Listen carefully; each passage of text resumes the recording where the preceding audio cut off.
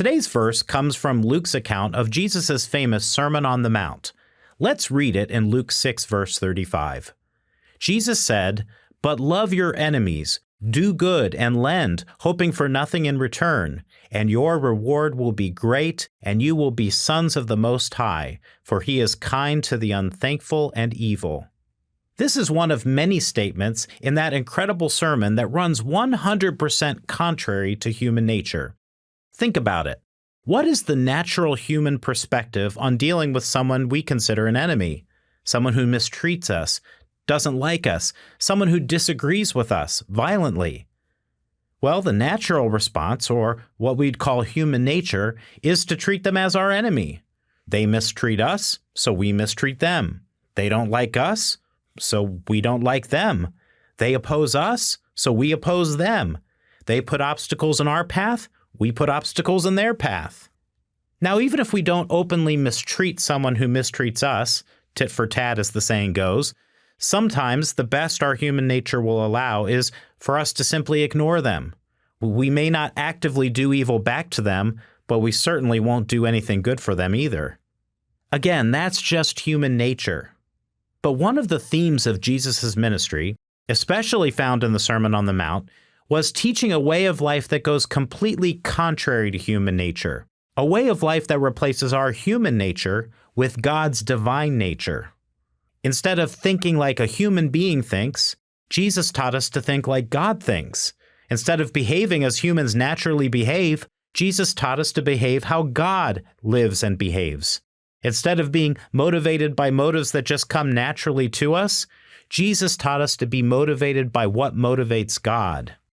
So this particular statement in the Sermon on the Mount teaches us to think differently in those three ways: our thoughts, our behavior, and our motives. So let's read it again and think deeper about how Jesus' words apply to our thoughts, behavior, and motives. He says again, "But love your enemies, do good and lend, hoping for nothing in return, and your reward will be great, and you will be sons of the Most High, for he is kind to the unthankful and evil." So let's take a closer look. Number one, how is Jesus encouraging us to think differently? Well, instead of hating, disliking, or being completely apathetic to our perceived enemies, Jesus taught that we are to love them. He said, "But love your enemies."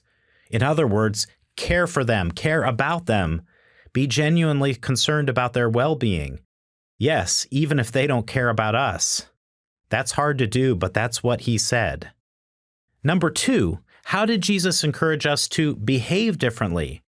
Well, instead of treating a perceived enemy with the same disregard they may show us, Jesus said we're to do good to them, even to the point of helping them financially if they are in dire financial straits. So even if that person treats us terribly, even if they would never lift a finger to help us, even if they go out of their way to make our life miserable, we should still do good to them. Why? Because as we already covered, we are to think differently about them. Instead of choosing to hate them, we choose to love and care for them. Again, that's contrary to human nature, but we are to be different. And number three, how does Jesus encourage us to be motivated differently? Well, instead of being kind or doing good for somebody just to get something back, or to maybe make them feel bad, or just to make them dislike us a little less, Jesus said we're to do it for no selfish reason. His words were, hoping for nothing in return. In other words, we shouldn't do good to our enemies with any ulterior motives other than it being the right thing to do. So going back to Jesus' words, he ends this statement by reminding us that our ultimate goal for living like this is to be like God. He said, "For he, God, is kind to the unthankful and evil." So why should you love your enemies and do good to them? Because that's how God is. That's his character. That's how he treats those who make themselves his enemies. We need to look no further than Jesus Christ's own example to see that divine characteristic in action. On the last day of his physical life, Jesus was arrested, convicted in a sham court, and treated with utter brutality and contempt by people who had absolutely no reason to hate him. Yet, amid that treatment by people who considered him their enemy, Jesus responded with love and kindness. When Peter reacted according to human nature and tried to defend Jesus by chopping off the ear of one of the men sent to arrest him, Jesus rebuked Peter and healed the man's ear.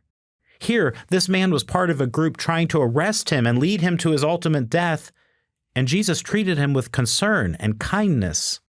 Later on, when the Roman soldiers were abusing and mocking him as he hung on the cross or the stake, Jesus asked his Father not to hold this evil, this sin against them, but instead to forgive them, because they truly did not understand what they were doing. Yes, Jesus demonstrated this way of living and thinking perfectly. His example completely contradicted human nature and flawlessly displayed God's nature.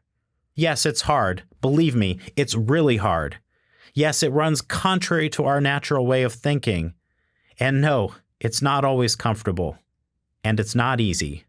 But doing hard things contrary to our human nature is what being a true disciple of Jesus Christ is all about.